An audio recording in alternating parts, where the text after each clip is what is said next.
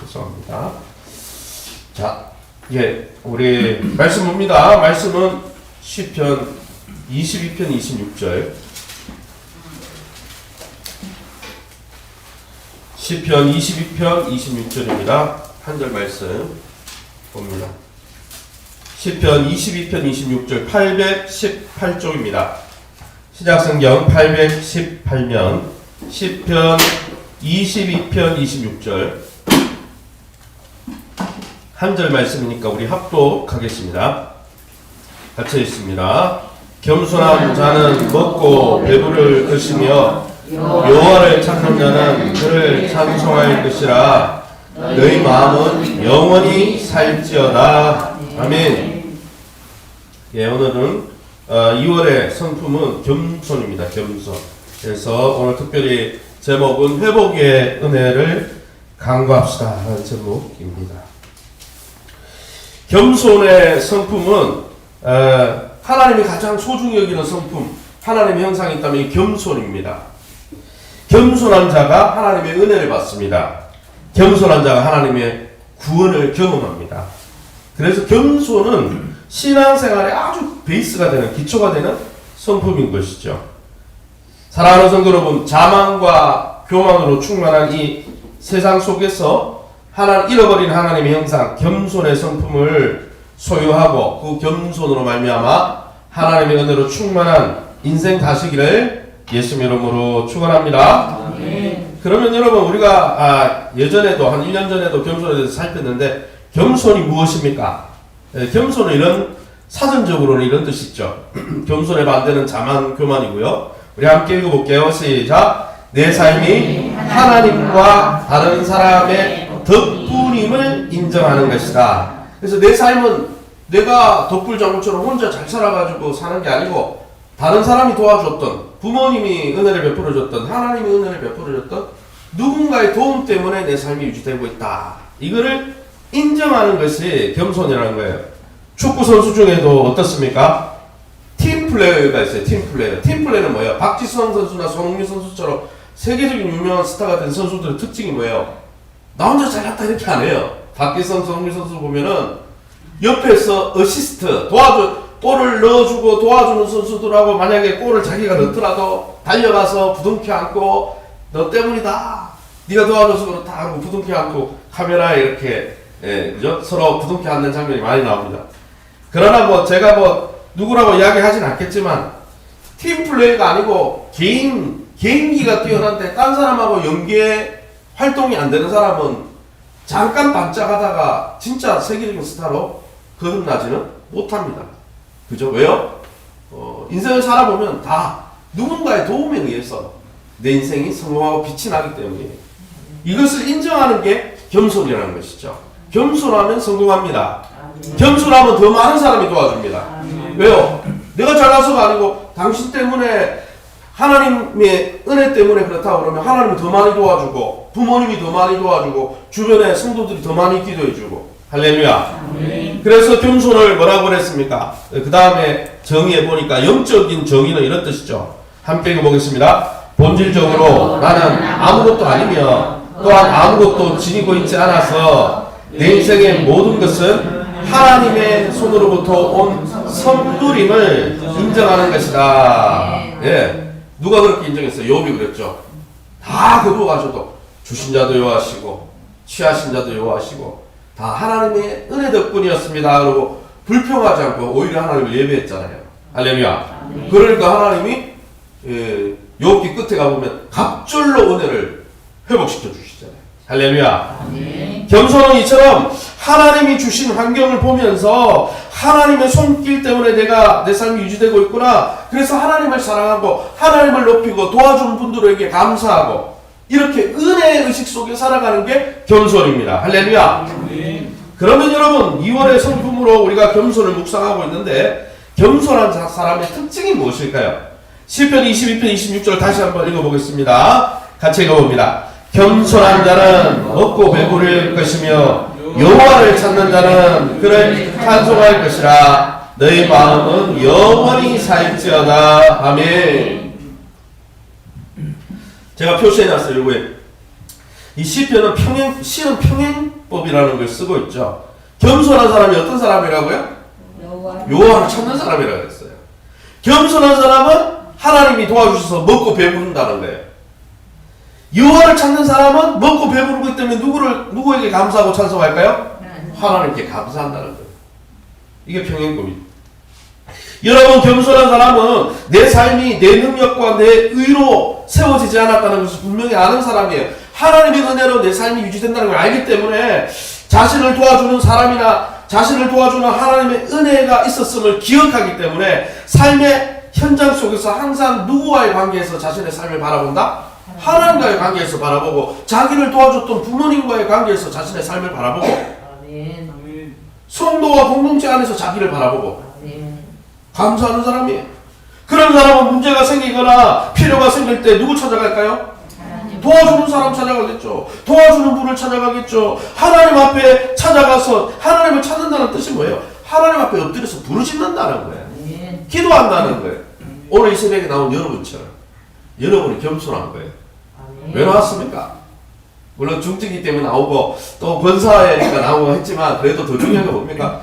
하나님의 은혜가 아니면 이번 달 살 수 없다. 그거를 인정하니까 바쁜 시간에 나오셨죠. 지금 시간이 얼마나 바쁜 시간이에요. 잠을 자도 제일 맛있는 잠을 잘 수 있는 시간. 사랑하는 성도 여러분, 겸손한 자, 하나님의 은혜로 내 삶이 유지된다고 고백하면 하나님이 먹고 배부르게 하시고 만족을 주십니다. 응답을 주십니다. 겸손해서 하나님의 은혜가 아니면 안 되겠다 그러고 하나님을 찾고 기도하는 자들을 하나님께서 그 입술에서 찬송이 끊이지 않게 하시고 감사가 끊이지 않게 하시고, 그런 사람들이 항상 기쁜 마음으로, 너희 마음은 영원히 살지어다 기쁜 마음으로 살아갈 수 있도록 환경을 열어주신다는 거예요. 하나님뿐이라고 하는데 얼마나 도와주시고 싶겠어요. 하나님. 할렐루야. 저와 여러분이 이 은혜를 날마다 사모하는 겸손의 영성을 항상 구비하시기를 예수님의 이름으로 축원합니다. 그러면 제가 오늘 2월달에 나눌 하나님이 은혜 덕분이고 하나님의 도움 덕분이라고 그러는데, 하나님은 어떤 은혜와 도움을 주실까요? 요한일서 2장 1절을 함께 읽어보길 원합니다. 나의 자녀들아, 내가 이것을 너희에게 쓰면 너희로 죄를 범하지 않게 하려 함이라. 만일 누가 죄를 범하여도 아버지 앞에서 우리에게 대언자가 있으니 곧 의로우신 예수 그리스도시라. 아멘. 이 본문에 보면 하나님은 어떤 분이에요? 하나님은 우리가 구원받은 우리가 더 이상 죄 때문에, 죄의 영향력 때문에 고통받길 원하지 않는 분이에요. 할렐루야. 죄로서부터, 죄의 저주로부터 자유하길 원하십니다. 할렐루야. 잘 살아가길 원하세요. 그래서 너희로 죄를 범하지 않게, 너희가 더 이상 죄의 영향 받지 않았으면 좋겠다. 설령 죄에 빠지더라도 어떻게 합니까?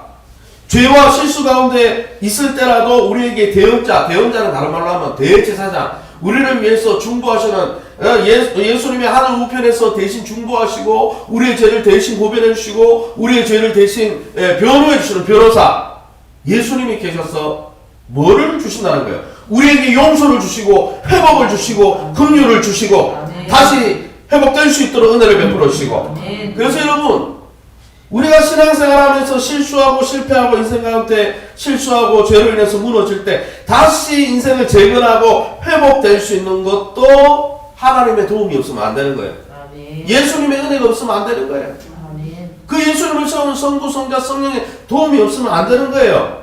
그러기에 여러분, 회복도 긍휼도 용서도 하나님의 도움의 결과고 하나님의 은혜의 결과지, 내가 어떻게 하나님 앞에 은혜도 구하지 않고 용서도 구하지 않고 긍휼도 구하지 않고 회개하지도 않고 그냥 내가 옛날에는 못 살았지만 저기 동해 바다 가가지고 해맞이 하면서 호연지기 결심했어, 내가 이번에 그렇게 살지 않을 거야, 그렇게 회복되는 게 아니고 하나님 앞에 엎드려 긍휼을 구하고 우리를 위해서 계신 대제사장 예수님께 은혜를 구할 때 회복되는 거예요. 아멘. 그래서 제가 여러분 이번 달에 제목을 뭐로 정했어요? 회복의 은혜를 누구에게요? 하나님 앞에 구합시다. 회복도 용서도 다시 일어나는 것도 하나님이 주셔야 되는 거예요. 할렐루야. 사랑하는 성도 여러분, 그러기에 죄에 대해서 민감하게 반응하면서 죄를 회개하고 죄를 짓고 나서 이 죄는 나중에 한 1년 뒤에 큰 은혜를 받고 집회 유명한 목사님 보면 그때 은혜 받으면 회개해야지. 그런 사람은 진짜 미련한 사람이에요. 애기가 똥을 쌌는데 바로 울어야지. 애기가 똥 싸거나 오줌을 이렇게 지리면 어떻게 합니까? 하고 바로 울지. 1년 뒤에 울어야 되겠다. 살 다 썩어요. 살 다 썩어. 삶이 다 무너지는 거예요. 그러게 여러분 우리의 죄를 짓고 다시 실패하고 무너졌을 때 우리의 의로움과 우리의 방식 찾지 말고 십자가 은혜 앞에 담대히 나가시기 바랍니다. 오뚜기처럼 넘어졌을 때 바로 일어나서 하나님의 은혜를 간구하시기 바랍니다. 회복도 용서도 우리 삶이 재건되는 것도 하나님의 은혜라고 고백하시기를 예수 여러분으로 축원합니다. 그런 사람을 먹고 배부르게 하시고 하나님의 의로 회복시켜 주시는 것이죠. 그래서 성경에 뭐라고 되어 있습니까? 하나님이 하나님 회복도 재건도 다시 제2의 전성기를 맞이하는 것도 내가 뭐 인생을 다 계획해가지고 아는 사람입니다. 또 그게 아니고 하나님의 은혜의 결과입니다. 이걸 고백하는 사람들에게 하나님은 어떻게 도와준다 합니까? 잠언 1장 23절 우리 같이 한번 읽어봅니다. 같이 읽습니다. 나의 책망을 듣고 돌이키라. 보라, 내가 나의 영을 너에게 부어주며 내 말을 너에게 보이라. 할렐루야. 하나님 긍휼도 하나님의 은혜고 용서도 하나님의 은혜고 회복도 은혜고 우리의 삶이 재건되는 것, 교회가 재건되는 것도 하나님의 은혜입니다. 그렇게 고백하고 듣고 하나님 앞에 돌이키면 보라, 내가 어떻게 해준다고요? 성령을 부어주시다. 성령을 부어줄 뿐 아니라 하나님의 예언적 말씀을 주셔서 우리의 길을 지도해 주신다는 것이죠. 사랑하는 성도 여러분, 그렇기에 우리의 인생이, 우리의 가정이 우리의 노력으로, 우리의 수고로 유지되는 것이 아니기에 우리의 육체의 의를, 우리의 육체의 열심을 자랑하지 말고 하나님, 내가 내 육체만을 의지하고 살았습니다. 기도하지 않고도 한 달을 지내고 기도하지 않고도 하루 살고 하나님의 말씀을 의지하지 않고도 살 수 있다고 착각했습니다. 교만했습니다. 하나님, 그것이 죄악인지 고백합니다. 하나님, 이제라도 돌이키니 하나님의 성령을 부으시고 성령 충만함을 부으시고 하나님의 전신갑주를 펴주시고 오늘 뭐 마귀들과 싸우는 것도요, 내 전략으로 싸우면 다 패하는 거예요. 하나님의 전신갑주를 입어야 되는 거예요. 하나님의 은혜를 구해야 되는 거예요. 그리고 이 새벽에 기도할 때 하나님이 여러분 기록된 로고스의 말씀 가운데 레마의 말씀, 여러분의 말씀을 들려주셔서 여러분 그 말씀을 통해 하나님이 여러분의 앞길을 보여주시는, 앞길을 인도해 주시고 열어주시는, 무너졌던 가정이 세워지고 교회가 세워지고 여러분의 삶이 세워지고 여러분의 길이 쫙 시온에 들어갈리는 이 새벽 되시기를 예수님 이름으로 축원합니다. 네, 이 시간에 바로 우리가 합심해서 기도하겠습니다. 뒤에 한 구절 더 있었는데 생략. 예, 우리가 첫 번째 한번 기도할 것은 한 번 더 우리 겸손의 정의를 한 번 더 읽어봅시다. 시작. 본질적으로 나는 아무것도 아니니 또한 아무것도 지니고 있지 않아서 내 인생의 모든 것은 하나님의 손으로 선물임을 인정하는 것입니다. 예, 지금 갖고 있는 집, 부동산 다 하나님의 은혜입니다. 할렐루야. 여러분의 배우자 만난 것도 하나님의 은혜예요. 그래서 배우자 너무 탓하지 마시고 여러분의 자식 만난 것도 은혜예요. 자식 탓하지 마시고 다 은혜예요. 할렐루야.